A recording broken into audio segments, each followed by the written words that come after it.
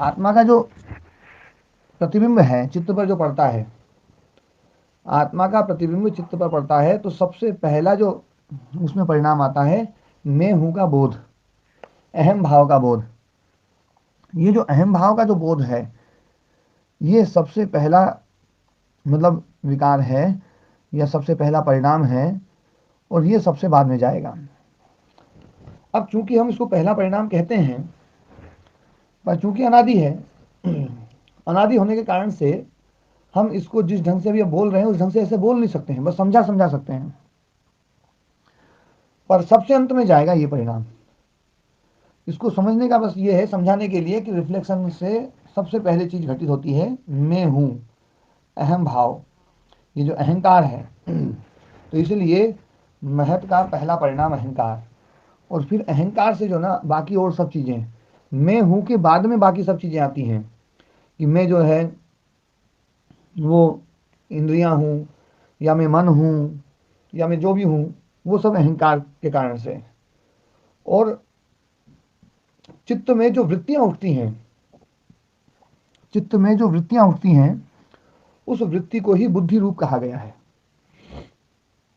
क्योंकि वृत्ति जो है चित्त का ज्ञानात्मक व्यापार है। ये अपन ने पहले भी खूब समझा है। तो चित्त का ज्ञानात्मक जो व्यापार है, उस ज्ञानात्मक व्यापार को ही बुद्धि शब्द से कहा जाता है। कई बार चित्त अलग और बुद्धि अलग, ऐसा चार अंतःकरण बनाते हैं। अंतःकरण चतुष्टय इसको बोला जाता है। अंतःकरण चतुष्टय, जब अंतःकरण चतुष्टय शब्द कहा जाता है, तो मन बुद्धि चित्त अहंकार ये चारों चीजें ली जाती हैं। तो इसमें बुद्धि और चित्त दोनों शब्द हैं। तो बुद्धि और चित्त जो दोनों हैं, इसमें क्या अंतर है? तो बुद्धि का अधिष्ठाता चित्त है, बुद्धि का आधार चित्त है। चित्त में बुद्धि रहती है, चित्त में वृत्तियां रहती हैं। चित्त का जो ज्ञानात्मक व्यापार है वही बुद्धि है। निर्णयात्मक शक्ति, ज्ञानात्मक क्रियात्मक जो रूप है, वो जो है ना, वो है बुद्धि। तो ये बात समझ लें। और यहाँ जो पुरुष ख्याति की बात है, कि पुरुष ख्याति मतलब पुरुष पुरुषत्व को जानना, पुरुष को जानना मतलब आत्म तत्व को जानना। तो आत्म तत्व तो अप्रमेय है, लेकिन हम आत्म तत्व के बिल्कुल करीब तक पहुंच जाते हैं, क्योंकि बुद्धि जो है अभी आत्मा का रूप बनी हुई है। हम इसमें से बुद्धि और आत्मा को बिल्कुल अलग अलग करके देखेंगे, तो फिर समझ में आएगा कि वास्तव में आत्मा का गुण जो है ना वो अपरिणामी था। ये तो सब परिणाम बुद्धि के कारण से था।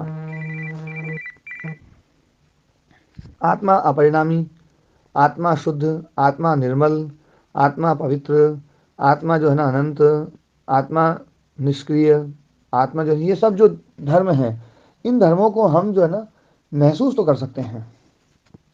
और ये जो चीज़ है, ये तो आप लोगों को भी समझ में आने लगी होगी कि वास्तव में आत्म तत्व की अनुभूति, आत्म तत्व के बारे में जितनी भी चर्चा होती है, उस चर्चाओं से ये तो हमें बोध होता है कि आत्म तत्व का जो स्वरूप है वो कुछ कुछ तो स्पष्ट होने लगा है।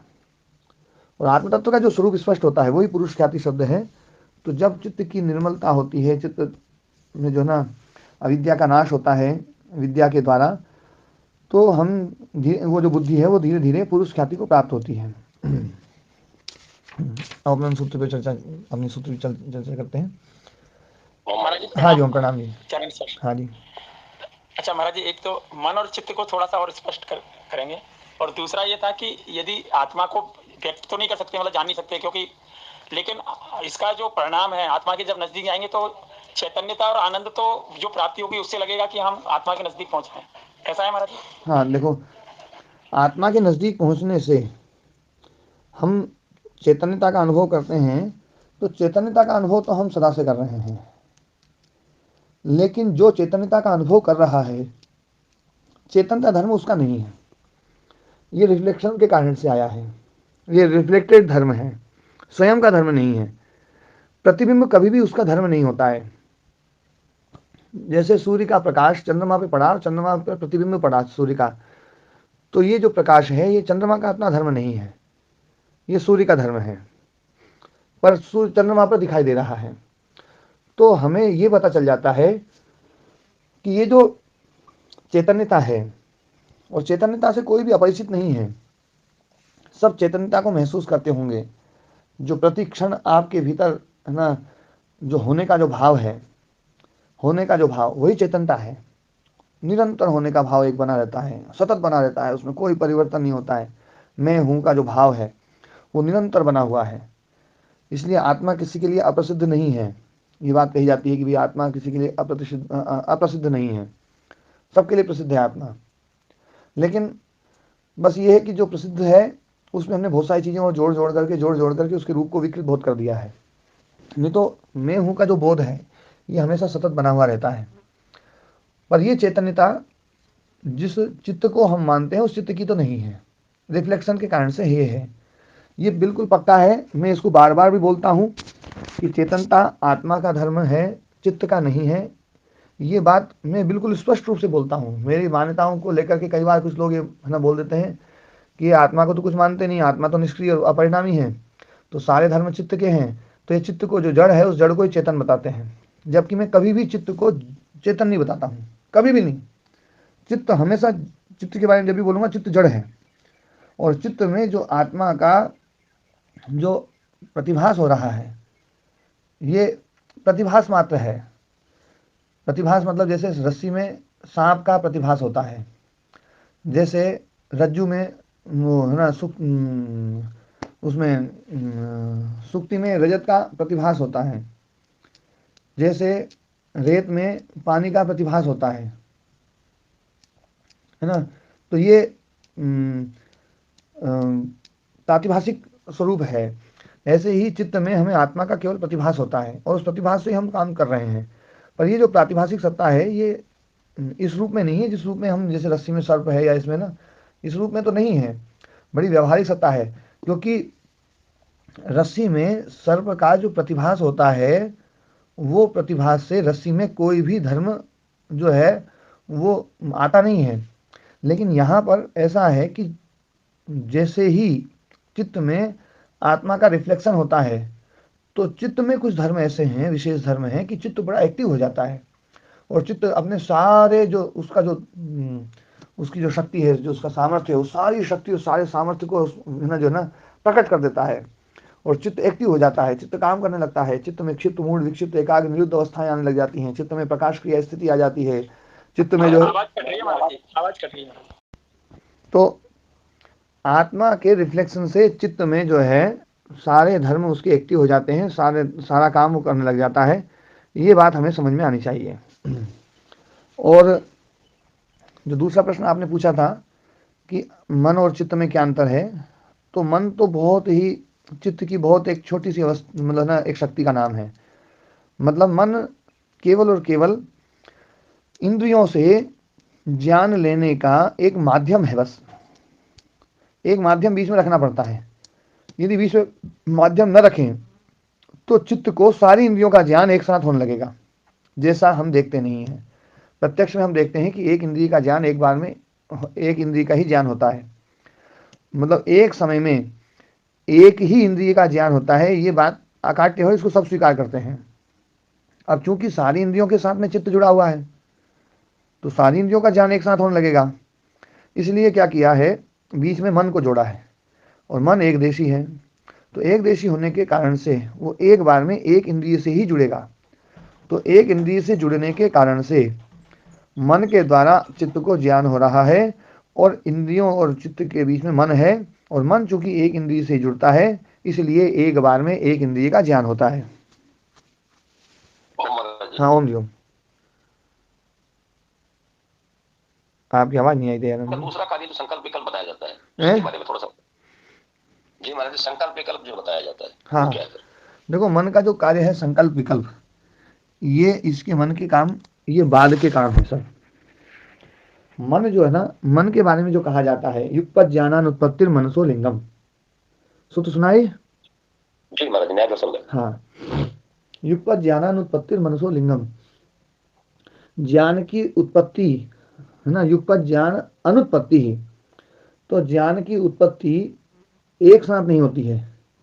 युगपत मतलब एक साथ, तो एक साथ ज्ञान की उत्पत्ति नहीं होती है। यही मन का लिंग है, यही मन का प्रमाण है। मन के होने में प्रमाण क्या है, तो बोले मन के होने में प्रमाण ये है कि एक साथ ज्ञान की उत्पत्ति नहीं होती है, ये एक देशी है।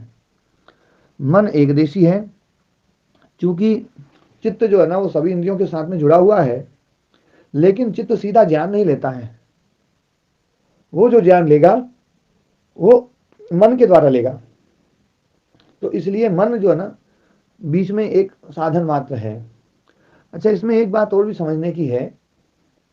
मैंने पहले भी एक बात कही थी कि दर्शन एक कल्पना है, बड़ी सुंदर कल्पना है, कपोल कल्पना नहीं है, कपाल कल्पना है, और बड़ी व्यवस्थित कल्पना है। और इसमें जो मन की कल्पना करनी पड़ी, तो हर एक चीज की कल्पना के लिए उनको हेतु देने पड़े हैं। ये जो 23 तत्व जो बताए गए हैं, इन 23 तत्वों के अलावा किसी और चीज की कल्पना की आवश्यकता नहीं पड़ेगी। लेकिन इन 23 में से किसी भी एक को कम कर दें तो कुछ सैद्धांतिक रूप से समस्याएं खड़ी हो जाएंगी। जैसे मन को हटा दें, मन को हटा दें तो है ना, जो इंद्रियों से जो ज्ञान होता है वो एक साथ होने लगेगा, इसलिए मन को रखना पड़ेगा। तो ये जो है ना एक एक तत्व जो है उसके बारे में विचार किया जाता है। पर मन जैसे संकल्प विकल्पात्मक जो है कि ये कर लूं ये नहीं करूं, ये कार्य भी मन के बारे में, मन को के बारे में बताया जाता है। पर मन के साथ में इसमें जो है चित्त की शक्तियां जुड़ी हुई हैं। तो इसलिए क्योंकि कई बार इस शास्त्र में भी चित्त शब्द के लिए मन शब्द का प्रयोग होता है, जैसे भोगा परगाऊ बुद्धि कृतऊ बुद्धऊ एव वर्तमानो, तो वहां पर मनसी वर्तमाना पुरुषे व्यपदिश्यन्ते, ये भी वाक्य एक जगह पर है ना, यहीं पर कहीं पर है। स्वामी जी एक बार पुनः बता देना मन और चित्त का फर्क जी। हाँ, तो मन तो जो है ना, बस यदि शुद्ध रूप से आप चित्त को अलग करो और मन को अलग करो तो मन केवल उपकरण मात्र है इंद्रियों के है ना से इसको जोड़ने के लिए। इसलिए इंद्रियों का स्वामी, या यूं कहें मुख्य इंद्रिय, जो चाहे क्रिया हो चाहे ज्ञान हो, प्रोसेस बीच में मन के द्वारा होगा। ठीक। महाराज जी मन जो है इंद्रियों से जो इंस्ट्रूमेंट है, मन कनेक्टर बोल सकते हैं मन। हाँ, कनेक्टर है बीच में। तो महाराज जी ये जो कनेक्टर है, ये इंद्रिय जो है ना, जैसे आंख का गोलक है और मन हो गया, ये सीधा फिर बुद्धि के पास ले जाता है ना उस सिग्नल को। हाँ महाराज जी कनेक्टर के स्थान पर फिल्टर कहें तो ज्यादा अच्छा है। हाँ, फिल्टर भी कह सकते हैं और कनेक्टर भी कह सकते हैं, पर वो जो है ना, वैसे फिल्टर का काम बुद्धि का है। हाँ, मतलब इसको कैरियर कह सकते हैं महाराज जी। बस ये बीच में बस इसलिए जोड़ दिया है कि नहीं तो सारी चीजें एक साथ होने लग जाएगी। सिग्नल है ना, हाँ, सिग्नल ले जाने वाला। जैसे अपन अभी बात कर रहे हैं तो मैं जो बोल रहा हूँ वो कन्वर्ट होके है ना हाई फ्रिक्वेंसी पे फिर ट्रांसमिट हो रहा है, ऐसा। तो कैरियर भी कह सकते हैं महाराज जी इसको। और ले जाता बुद्धि के पास है फिर जी, है ना महाराज जी। जी जी। लेकिन महाराज जी एक बात मैं थोड़ा सा और क्लियर करना चाहता हूँ। जैसे दर्शन जो है ना, ये कपाल कल्पना है ना, कल्पना शब्द से थोड़ा ऐसा लगता है कि उसका महत्व है ना कम हो गया। ये तो वास्तविकता है जो ऋषियों ने शोध के निकाला है। क्या है, उसको नाम देना है तो ठीक है, नाम दे दिया, मन है बुद्धि है, ये नाम दे दी है, लेकिन है तो इनकी क्रिया भी है, वास्तविकता इनकी एग्जिस्टेंस भी है। तो कल्पना तो नहीं है ना महाराज जी। देखो क्या है, आप लोगों ने कल्पना शब्द जो है ना वो बड़े छोटे अर्थ में आप लोगों ने खूब बार सुना है, और आपका ऐसा आग्रह बना हुआ है कल्पना शब्द को लेकर के। जी महाराज जी, वो जैसी कल्पना बोलते तो वो उधर ही जाता है आग्रह। हाँ, जबकि कल्पना शब्द का अर्थ वास्तव में सामर्थ्य के ऊपर आता है। कल्पना मतलब सामर्थ्य, समर्थना। त्रिपुर सामर्थ्य धातु है, त्रिपुर सामर्थ्य। जी जी महाराज जी, इसीलिए सब गड़बड़ हो जाती है वो। हाँ, पूर्वाग्रह जो है ना वो छूट, मतलब बहुत धीरे से छूटते हैं। हाँ, मैंने जो है वहां पर मैंने गीता का श्लोक सुनाया था ना, कल्पते। जी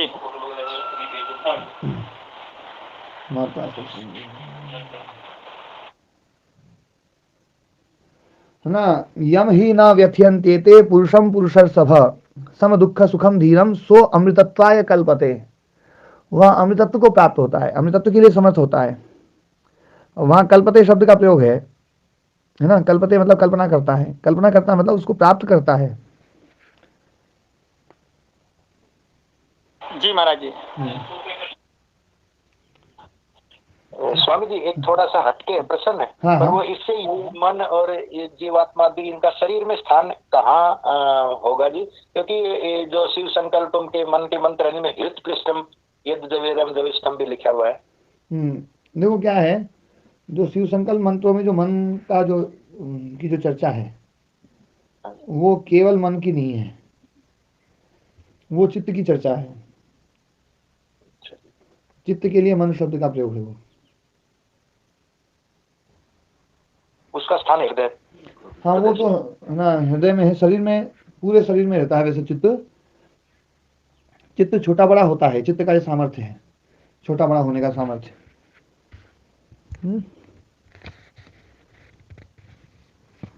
ठीक है जी।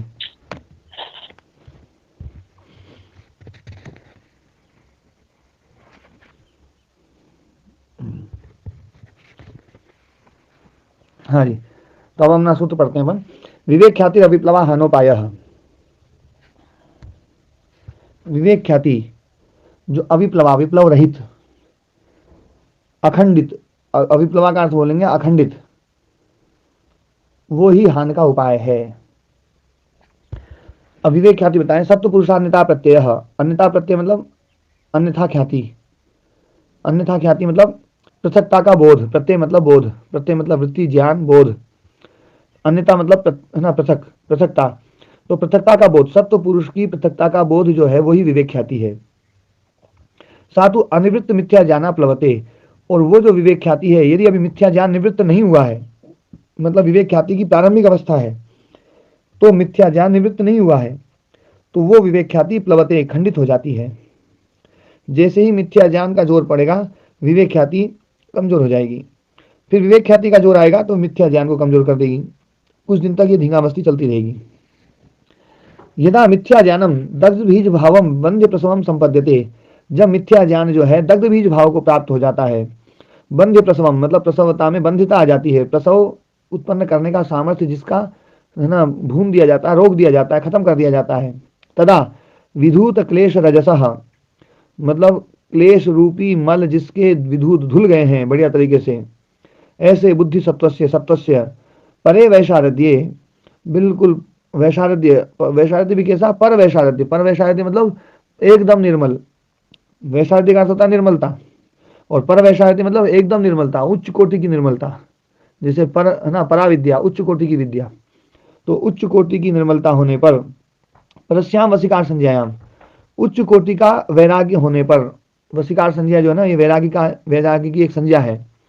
जब दृष्ट और अनुश्राविक, दृष्ट विषय और अनुश्रविक विषय से जब व्यक्ति वितृष्ण हो जाता है, तृष्णा रहित हो जाता है, उसमें कोई तृष्णा नहीं रहे, दृष्ट विषय हो चाहे अनुश्रविक विषय हो, मतलब दृष्ट और अनुश्रविक विषय वहां पर जो ना कोई दिव्य विषय और अदिव्य विषय, दिव्य और अदिव्य विषय कोई भी हो, उन सारे विषयों से जिसकी तृष्णा समाप्त हो गई है, ऐसा जो श्रेष्ठ वैराग्य जिसको प्राप्त हो गया है, तो श्रेष्ठ वैराग्य की अवस्था में वर्तमान से, वर्तमान जो चित्त है, जो सत्व है, उस चित्त का विवेक प्रत्यय प्रवाहो निर्मलो भवति, उसका जो विवेक प्रत्यय प्रवाह है, विवेक ख्याति का जो ज्ञान प्रवाह है, उस ज्ञान का जो प्रवाह है वो निर्मलो भवति, निर्मल हो जाता है, मल रहित हो जाता है।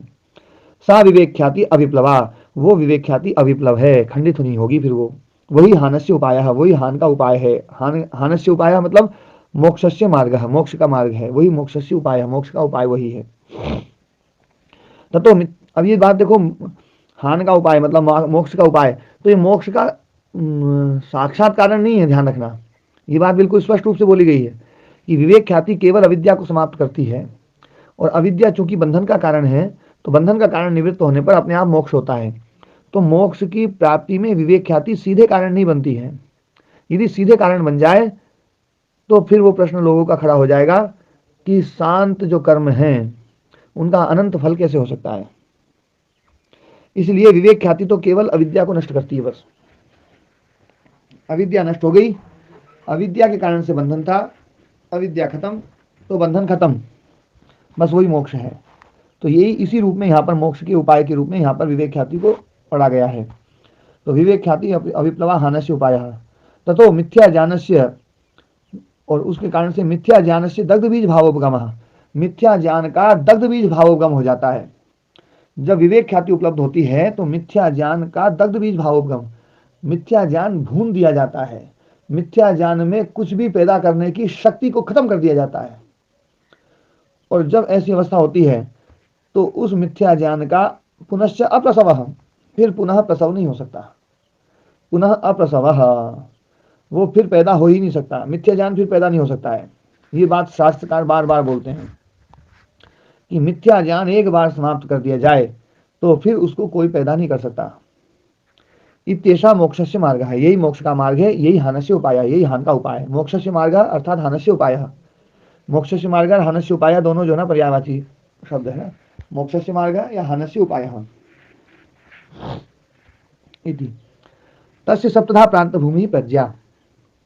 अब अगला सूत्र है, यहां पर ये जो सूत्र है, सूत्र को पहले हम सूत्र रूप में समझते हैं। विवेक ख्याति जो प्रज्ञा है ऊपर जो चल रही थी, उस प्रज्ञा के बारे में, विवेक ख्याति एक प्रज्ञा है, उसी को ऋतंभरा प्रज्ञा भी कहा गया है ना। और ये जो प्रज्ञा है, इस प्रज्ञा में प्रांत भूमिता है। प्रांत भूमिता का मतलब है कि ये जिस अवस्था को उपलब्ध करती है तो ये अंतिम अवस्था को उपलब्ध करती है, इसके बाद में किसी और अवस्था को प्राप्त करने की जरूरत नहीं है। ये जिस अवस्था को समाप्त कर देती है वो अवस्था फिर पैदा नहीं हो सकती है, यही प्रांत भूमिता है।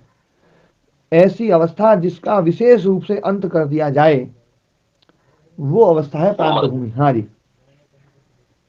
महाराज, प्रांत भूमि का अंतिम अवस्था से ये तात्पर्य भी तो ले सकते हैं कि ये बुद्धि की अंतिम अवस्था है, इसके बाद बुद्धि का कोई शेष नहीं रहता।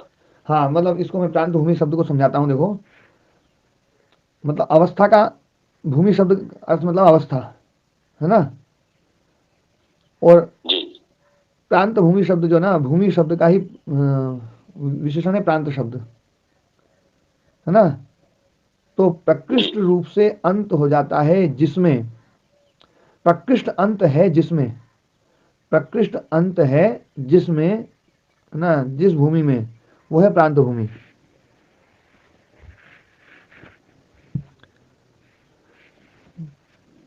अंत का भी अतिक्रमण करके महाराज जी को समझाया था आपने, है ना, मतलब प्रकृष्ट अंत कि फिर से दोबारा जो ना, जिस चीज को ये प्रज्ञा अंत करती है उसको फिर से अंत करना नहीं पड़ेगा।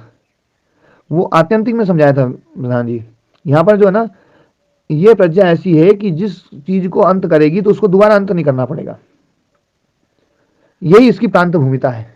इस प्रज्ञा की प्रांत भूमिता का मतलब कि इसने जिसको खत्म कर दिया वो दोबारा खत्म करने योग्य फिर नहीं रहेगा।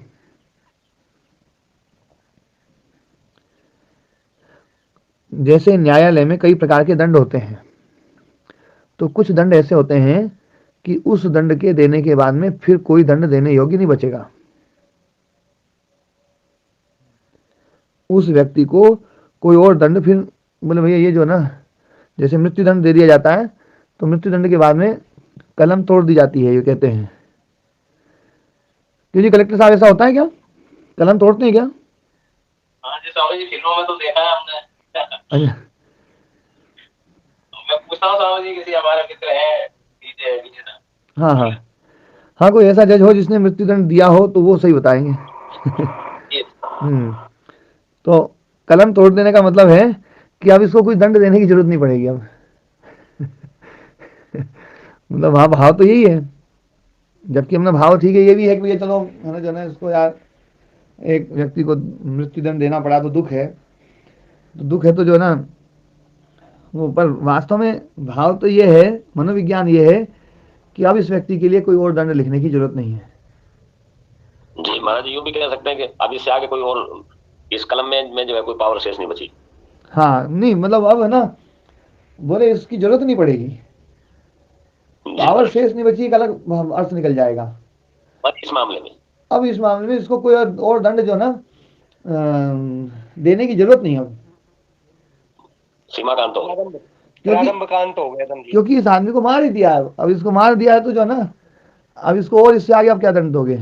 ये अब लेने वाला ही नहीं बचा। हाँ, अब ये इससे अब ये ना, अब इसमें कोई बिगाड़ नहीं होगा, क्योंकि दंड तो सुधार के लिए था। बोले अब बिगाड़ ही नहीं होगा तो सुधार का तो कोई बात ही नहीं, क्योंकि वो तो मर ही गया। तो ये जो प्रज्ञा है, ये प्रज्ञा वास्तव में ऐसी प्रज्ञा है जिसमें इसने जिस चीज को खत्म कर दिया उसको फिर दोबारा खत्म करने की जरूरत नहीं पड़ेगी। ये इसकी प्रांत भूमिता है। तो इसमें जो 7 प्रकार दिखाए हैं उसमें आपको हर एक में ये दिखाना पड़ेगा कि इसमें इसकी प्रांत भूमिता क्या है। प्रांत भूमिता क्या है, मतलब ये कौन सी ऐसी चीज हो गई है कि ये अब दोबारा नहीं होगी। तो ये जो है साथ में अपन सब में देखेंगे इस बात को, पर ये ध्यान रखना है प्रकृष्ट अंतः यासाम भूमिनाम।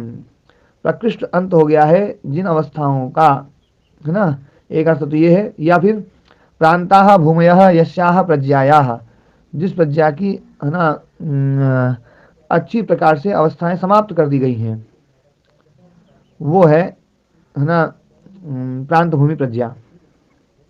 ऐसी विवेक ख्याति प्रज्ञा जो है वो प्रांत भूमिता को उपलब्ध हो जाती है। क्योंकि प्रज्ञा जो है ना, जो अविप्लवा कहा गया है, पहले कहा अविप्लवा, तो अविप्लवा में ये बात है कि विवेक ख्याति प्रारंभिक अवस्था में ऐसी होती है कि वो चीज को अभी पूरा समाप्त नहीं करती है। तो वो ऐसी जो विवेक ख्याति है वो प्रांत भूमि अवस्था वाली नहीं है, क्योंकि वो, है ना, फिर मिथ्या ज्ञान पैदा हो जाता है, मिथ्या ज्ञान फिर, है ना, जो है ना, आरंभ हो जाता है, फिर विवेक ख्याति आती है, फिर मिथ्या ज्ञान। लेकिन एक अवस्था ऐसी आ जाएगी मिथ्या विवेक ख्याति की कि वो मिथ्या ज्ञान जिसको उसने कुल्हाड़ी मार दी, वो मिथ्या ज्ञान जो है ना फिर जुड़ नहीं सकता, उसने जिसको भून दिया वो उग नहीं सकता, उसने जिसको मिला दिया मिट्टी में वो फिर खड़ा नहीं हो सकता। ये ऐसी विवेक ख्याति वो अवस्था है विवेक ख्याति की, मतलब जो सबसे उच्च अवस्था यहां पर ये दिखाना चाह रहे हैं। विवेक ख्याति की एक प्रारंभिक अवस्था भी है, वो अप्रांत भूमि अवस्था है, उसमें जो प्रज्ञा है वो अप्रांत भूमि प्रज्ञा है। लेकिन हान के उपाय के लिए प्रांत भूमि प्रज्ञा की आवश्यकता है। ये बात समझ में आई? महाराज जी प्रांत भूमि और अविपलवा लगभग विपर्य जैसे लग रहे हैं। हाँ, पर प्रांत भूमि शब्द जो ना इस प्रज्ञा को समझाने के लिए कि ये प्रज्ञा कैसे कैसे प्रांत भूमिता है, इसमें इसकी प्रांत भूमिता क्या क्या है, तो ये समझाने के लिए सूत्र दिया गया है यहाँ पर। तो उस तस्य यहाँ पर जो ना उस विवेक ख्याति से उपलब्ध जो योगी है उसके लिए यहाँ पर तस्य शब्द का प्रयोग है। तस्य इति प्रत्युदित ख्याते है प्रत्याम्नायः। तस्य शब्द जो है प्रत्युदित ख्याति के प्रति कहा गया है, प्रति आम्नायः। आम्नायः मतलब कथितः, है ना, लक्षितः, पठितः, आम्नायः।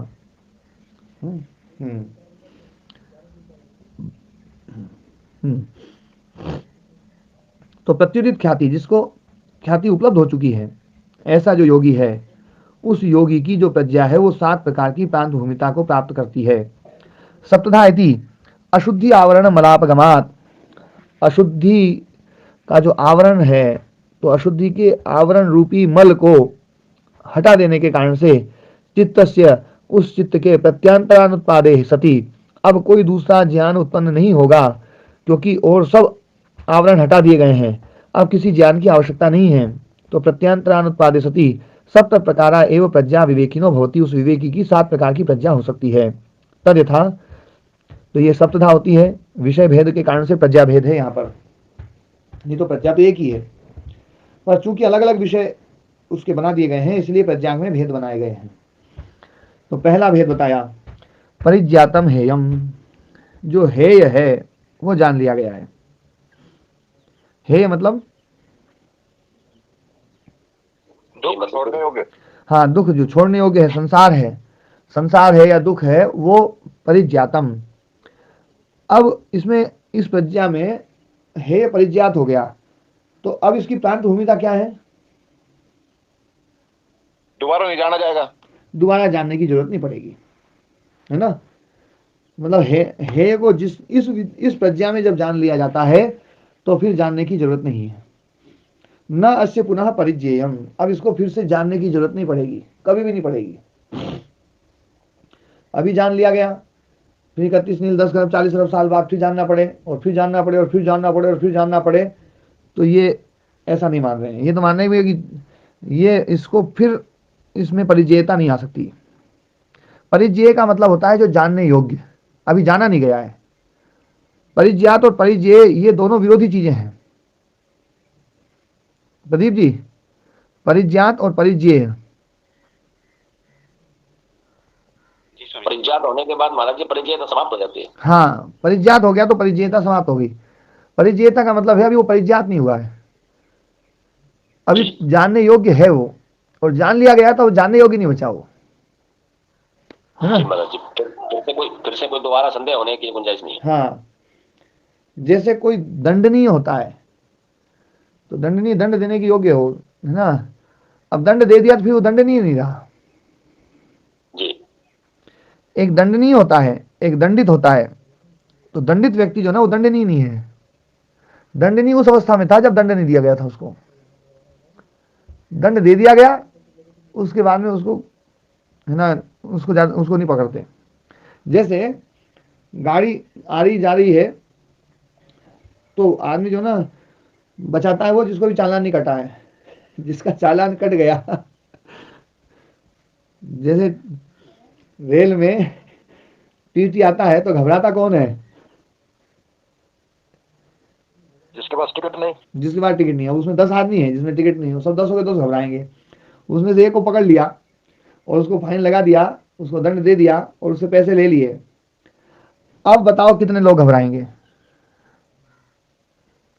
9 घबराएंगे। वो नहीं घबराएगा अब। उसके बाद तो कोई भी टीटी आएगा ना तो मुझे बता देगा भैया देखो मेरा पैसा कट गया है और मेरे को चालान हो गया। पहले तो ठप्पा ठोक देते थे हाथ में, ये सुना ही नहीं सुना, हाथ में ठप्पा ठोकते थे। नहीं महाराज। नहीं जी। हाथ में सिल ठोक देते थे और उस सिल की रक्षा करनी पड़ती थी, वो सिल मिट न जाए तो पूरी तोड़ना नहीं पड़ता था वहां। है। जेल से निकलता जब को हाँ, तो जो ठप्पा ठोकते हैं हाथ में ठोकते थे तो जो है ना वो जेल से जब स्वामी जी नहीं, ट्रेन में भी होता वो ट्रेन में भी होता है। गुरुदेव अब भी थाने में होता है, उसका फिंगरप्रिंट लिया जाता है और ठप्पा लगाया जाता है। तो फिर वो ट्रेन में, पूरी ट्रेन में कोई दूसरा टीटी भी आ गया ना उसको बताया था, बोले भैया देखो ये तो देख के बजाना इसको दंड मिल गया है। अब ये दंडनीय नहीं रहा, इसको दंड मिल चुका है। दंडित जो होता है वो दंडनीय नहीं होता है। दंडनीय वो होता है जिसको दंड नहीं मिला है। ये बात बिल्कुल व्यावहारिक बात है, सहज बात है, इसको समझना है बस। तो ये जो है ना, ये संसार अभी परिज्ञेय है, अभी है। और जब इसको ये जान लिया गया तो फिर इसमें कोई और परिज्ञेयता नहीं बचेगी, है ना। न अस्य पुनः परिज्ञेयम अस्ति। हाँ जी, इसमें परि शब्द साथ में क्यों जोड़ा? जातम हेयम नास्य पुनः जयमस्ति नहीं हो सकता था क्या? हाँ, परि शब्द जो ना, परि शब्द उसके, है ना, विप्रकृष्ट अर्थ के लिए है, समग्रता के लिए है, समग्रता को जान लिया गया, है ना। परितः ज्ञातम, परितः मतलब सब ओर से जान लिया गया। हाँ, सब ओर से, यूं कहें अपन, है ना, चारों ओर से, क्या मतलब ना, सब ओर से जान लिया गया। जैसे परितः शब्द का अर्थ होता है सब ओर से, है ना, जो ना चारों ओर से, पर उसमें वहां पर सभी ओर के अर्थ में वो है, मतलब सब ओर से जान लिया गया, है ना, मतलब पूरा जान लिया गया। ठीक है ना। हाँ, तो समग्रता के लिए यहाँ पर परिशब्द आया है बस, है ना। तो अच्छी प्रकार से जान लिया गया है हे को। अब ये फिर से हे जो ना वो परिजय नहीं बनेगा, न अस्य पुनः परिजयम अस्ति। इसी प्रकार से क्षीणा हेय हेतवः, हेय के जो हेतु हैं वो क्लेश क्षीण कर दिए गए हैं। न पुनः तेषाम क्षेतव्यम अस्ति, अब उनमें क्षेत्रव्यता नहीं बचेगी कि फिर से उसको क्षीण करने योग्य वो रहें, कि उनको फिर से क्षीण किया जाए। यदि फिर से क्षीण किया जाए तो ये प्रज्ञा जो है कमजोर हो जाएगी, इसकी प्रांत भूमिता समाप्त हो जाएगी। इस प्रज्ञा में प्रांत भूमिता है, और प्रांत भूमिता होने के कारण से इसने जो काम कर दिया वो दोबारा करने की जरूरत नहीं पड़ेगी, कभी भी नहीं करनी पड़ेगी, कभी भी, अनंत काल तक कभी भी इसमें दोबारा काम नहीं करना पड़ेगा। इसकी प्रांत भूमिता जो है ना, ये इसकी एक्सपायरी डेट नहीं है। अंतिम कोटि। हाँ सतीश जी, क्या है, मतलब विद्या में या ज्ञान में एक्सपायरी डेट नहीं है। हाँ जी। कई एक्सपायरी डेट मान लेते हैं कि इतने लंबे कालखंड तक जो है ना एक्सपायरी, मतलब वो चलेगी, फिर उसके बाद में एक्सपायर हो जाएगा वो। तो एक्सपायरी डेट नहीं है यहाँ। ये इसकी प्रांत भूमिता है। कहीं के महाराज जी अपना स्वयं सभी माने, कोई सन टोक लो। हाँ नहीं नहीं ऐसा तो नहीं है महाराज जी, कहीं ने टोक लो, ईसाई ने टोक लो, मुसलमानों ने टोक लो, और टोक लो, और माने टोक लो, एक ही बात है, बस अपना स्वयं जल्दी से मिले नहीं ऐसा साधक। कोई पहाड़ में छुप रहा होगा, देख लो बात।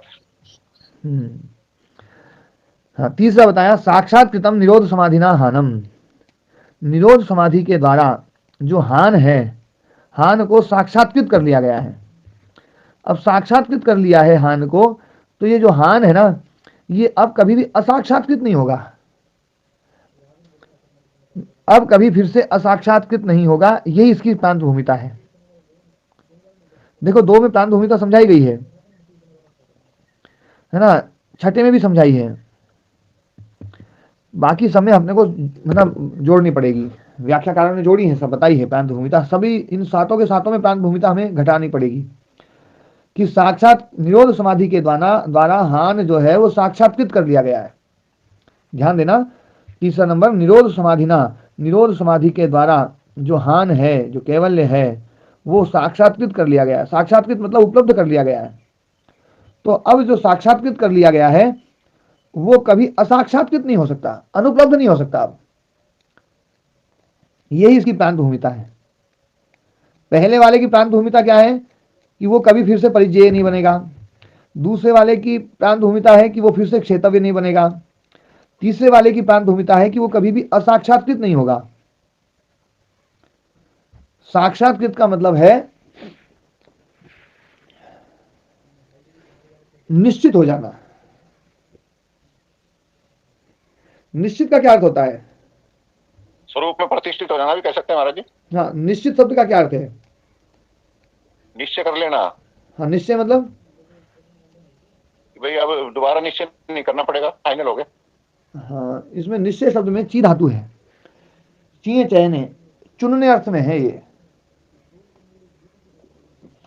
तो अच्छी प्रकार से चुन लेना, अच्छी प्रकार से चुन लेना, उपलब्ध कर लेना, प्राप्त कर लेना।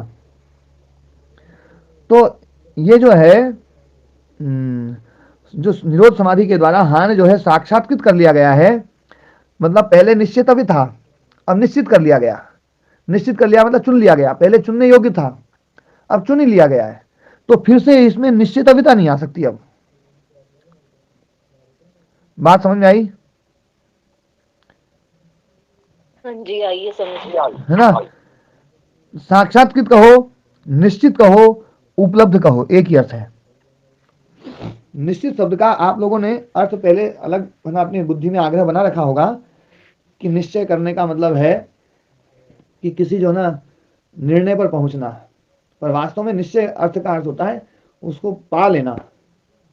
उपलब्ध शब्द ज्यादा हाँ, उपलब्ध हो जाना। तो निश्चय में ची धातु है, ची धातु का मतलब होता है चुनना। जैसे चिड़िया चुगती है ना, तो है ना, चटका अन्नम चिनोती, चटका जो है, चिड़िया जो है अन्न को चुनती है, चुगती है। और निश्चिनोती, अच्छी प्रकार से चुनती है, एकदम बिल्कुल ना विशेष रूप से, कि उसके बाद में फिर चुनने की जरूरत नहीं पड़े। तो ये निश्चय जो है ना, इसी अर्थ में निश्चय शब्द का प्रयोग यदि हम करें तो ये बात अच्छे से समझ में आ जाएगी। नहीं तो फिर उपलब्ध शब्द का प्रयोग कर लें कि निरोध समाधि के द्वारा हान जो है वो साक्षात्कृत कर लिया गया है, उपलब्ध कर लिया गया है। अब वो उपलब्धव्य नहीं रहेगा, उपलब्ध नहीं रहेगा। उपलब्ध मतलब जो ना उपलब्ध करने योग्य, उपलब्ध नहीं रहेगा, वो असाक्षात्कृत नहीं रहेगा, वो है ना साक्षात्कारी नहीं रहेगा, वो निश्चितव्य नहीं रहेगा। मैंने कई सारे शब्दों का प्रयोग किया है। थोड़ी संस्कृत भाषा के शब्द जो ना वो नहीं होने के कारण से थोड़ा सा वो हो सकता होगा, लेकिन आप अर्थ समझ रहे होंगे कि जो समाधि है जिसको हमने पा लिया है, अब वो पानी नहीं बचेगी फिर उसमें, मतलब ना जिसको पा लिया है वो पाने योग्य नहीं रहेगी अब। ठीक है ना, पाने योग्य नहीं रहेगी, ये उसकी प्रांत भूमिता है, क्योंकि पा ही लिया तुम। अब उसमें पाने की योग्यता जो है ना, अब अभी पाने योग्य है, वो जिसको पा लिया वो पाने योग्य कैसे रहेगी? दिल्ली जो है पाने योग्य तब तक है जब तक आप दिल्ली में नहीं पहुंचे। दिल्ली पहुंच गए तो पाने योग्य नहीं रहा वो। तो दिल्ली तो पाने योग्य अब तो पा ही लिया है, उसमें पाने योग योगी की योग्यता जो है वो अब समाप्त हो गई। तो ये समाधान हो गया, है, यू कहे समाधान हो गया। हाँ, अब फिर से वो समाधेय नहीं बनेगा। तो साक्षात्कृत हो गई है, अब असाक्षात्कृत नहीं हो सकती कभी। ये सबसे सरल अर्थ है कि हान जो है साक्षात्कृत हो गया है, तो अब वो कभी असाक्षात्कृत नहीं होगा। ठीक है ना। फिर चौथा भावितः। भाविता का अर्थ है निष्पादितः। भाविता का अर्थ निष्पादित। निष्पादितः। निष्पादिता मतलब इसको थोड़ा और स्पष्ट कर दीजिए सर, मुझे हाँ, समझ में नहीं आ रहा है ना। निष्पादिता जैसे काम को अपन पूरा करते हैं,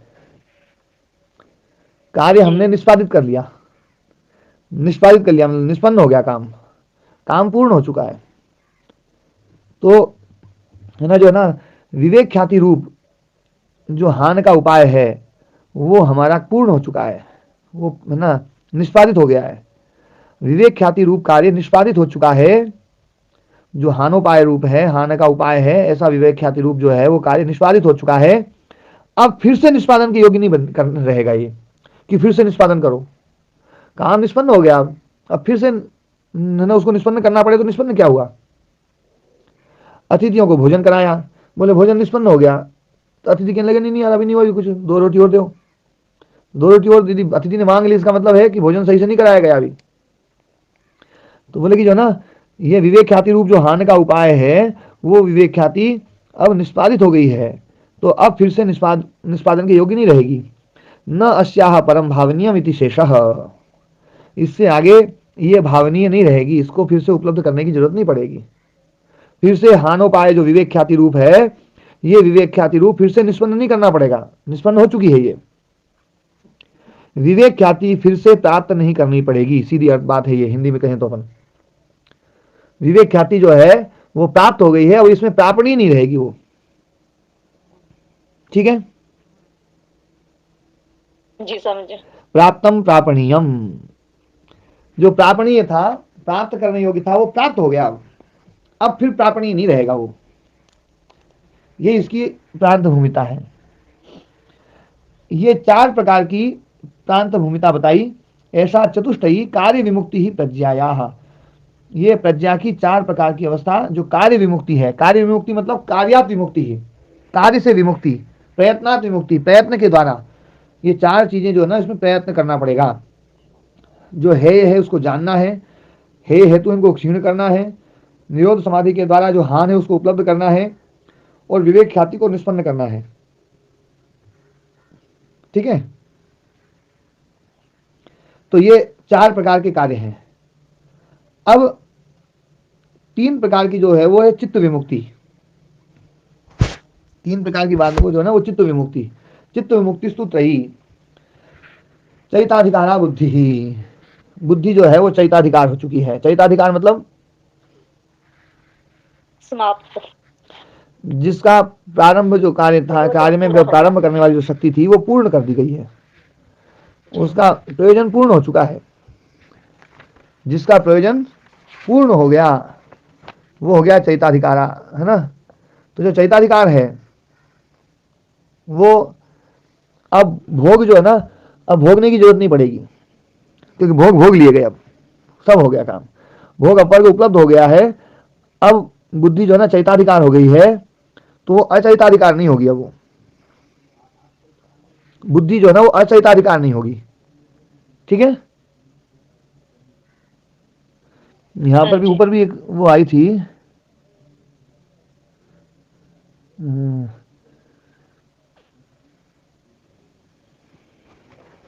तो मुझे 25वें सूत्र में प्रथम लाइन जो है वही क्या, तस्य दर्शनस्य अभावात् बुद्धि पुरुष संयोग अभाव आत्यंतिको। नहीं, ये नहीं, देखो मैं बताता हूं। देखो तस्य हेतु अविद्या 24वां सूत्र है ना, इसकी जो दूसरी लाइन है, विपर्य ज्ञान वासना वासिता। विपर्य ज्ञान जो मिथ्या ज्ञान वासना से जो वासित है, जो न कार्यनिष्ठा पुरुष ख्याति है ना, न कार्यनिष्ठा, कार्यनिष्ठा मतलब कर्तव्यता का जो समापन है ना, जहां पर ऐसी वो पुरुष ख्याति को प्राप्त नहीं करती बुद्धि। क्यों? साधिकारा, अधिकार सहित है। अभी चैताधिकार नहीं है, साधिकार है। साधिकार मतलब अधिकार अभी चालू है, और चरिताधिकार मतलब अधिकार इसमें पूर्ण हो गया, चरित हो गया है। तो साधिकार पुनरावर्तित है, साधिकार जो है वो पुनरावृत्त होती है।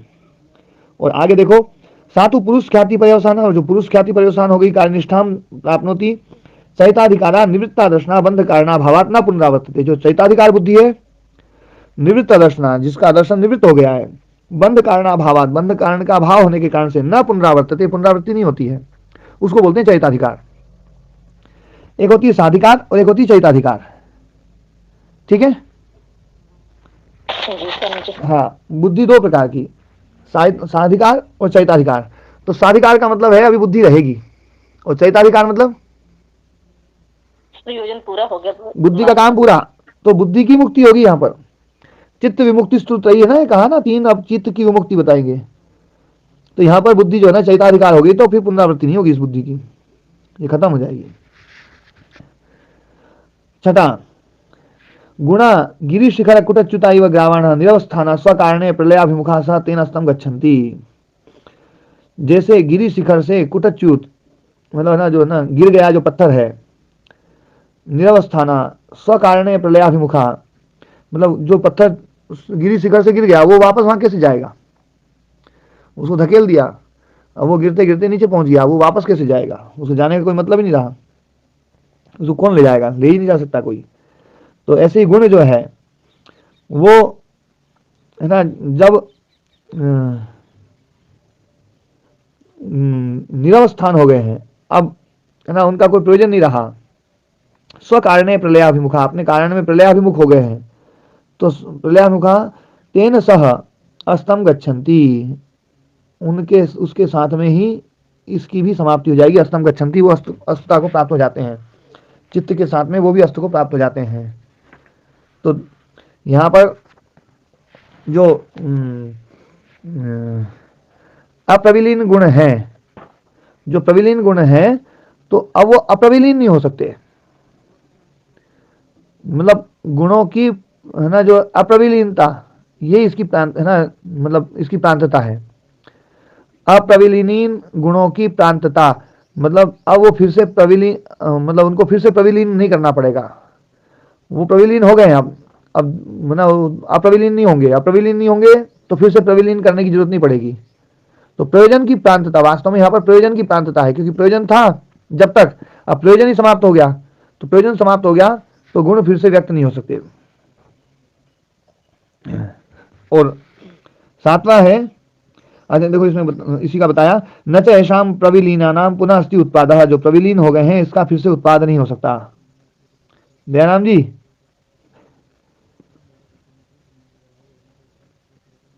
दयाराम जी, इतनी देर तो नहीं लगाते थे दयाराम जी, लघु शंका आदि के लिए चले गए होंगे। तो है ना जो प्रविलीन है उनका फिर उत्पाद नहीं हो सकता प्रयोजनाभाव, प्रयोजन के अभाव से, तो ये भी बुद्धि की निवृत्ति है। और सातवां बताया, एतस्याम अवस्थायाम गुण संबंधातीत स्वरूप मात्र ज्योति अमलः केवली पुरुषः, इस अवस्था में गुण संबंधातीत गुण संबंधों से अतीत जो है वो स्वरूप मात्र ज्योति अमल केवल, तो यहाँ पर जो गुणों के साथ में जो संबंध है वो समाप्त हो गया, अब ये संयोग जो है ना दोबारा नहीं होगा, वो मतलब जो केवल हो गया है तो अकेवल नहीं होगा, वो अब फिर से संयोग नहीं होगा।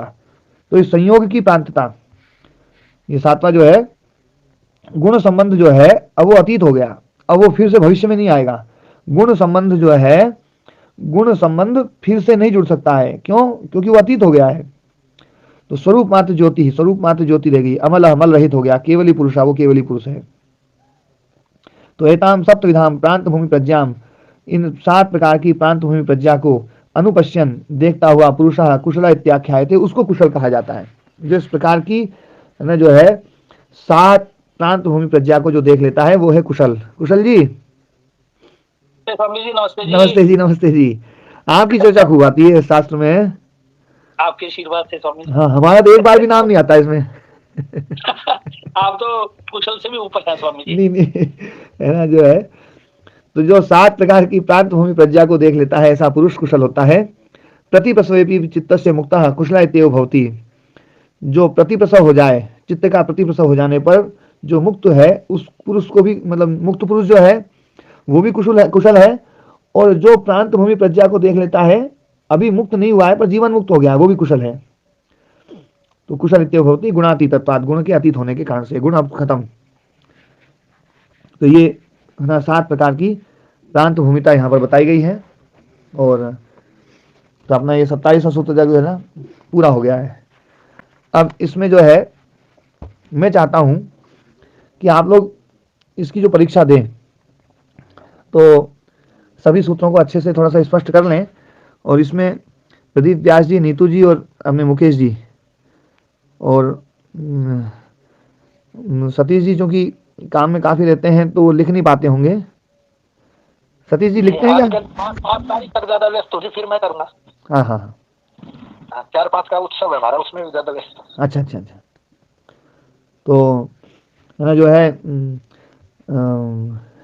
ये जो बात बताई गई है, ये सारे सूत्र जो हैं उसमें सभी सूत्रों का एक एक समरी जो है ना, मतलब पॉइंट है ना बना करके और इसमें डालते जाएंगे, और उनको देख करके आप लोग एक बार तैयारी कर ले, और तैयारी करने के बाद में फिर इसकी परीक्षा होगी। गुरुदेव ओम प्रणाम। हाँ प्रणाम जी। जी हम तो पढ़े लिखे नहीं है गुरुदेव, हमारी परीक्षा कैसे होगी? बस इस चीज को जो अच्छे से समझ लो बस। हाँ जैसा आपका आदेश पे गुरुदेव, हम तो बिल्कुल सुन तो रहे हैं, समझ भी रहे हैं, मगर लिख नहीं पाता हूँ और पढ़ भी नहीं पाता हूँ ज्यादा। ऐसा ही हाल मेरा है। तो हमारे लिए कोई ऑप्शन आपको देना है जरूर गुरुदेव, ऐसा निवेदन था। ओम। आप लोग फिर से रिकॉर्डिंग स्वामी जी के कर जाएगी। इस रिकॉर्डिंग को तो सुन सकते हो, सुनिए ना रिकॉर्डिंग को। नहीं रिकॉर्डिंग तो सुन रहे हैं हम, 3-3 4 बार सुन रहे हैं। हाँ तो उससे काफी चीजें स्पष्ट हो जाएंगी। उसमें ऐसा नहीं है कि देखो ना क्या है, इसमें कोई बहुत ज्यादा पढ़ा लिखा होने की जरूरत नहीं है। ये तो जो ना आप लोग जो है इस चीज को सुनोगे ना, बार बार सुनोगे तो ही पक्का हो जाएगा। देखो राम कुमार जी तो बिल्कुल पढ़े लिखे नहीं है, है ना, आवाज में बिल्कुल रहता हूँ पढ़ा। लेकिन फिर भी वो याद रखते हैं चीजों को।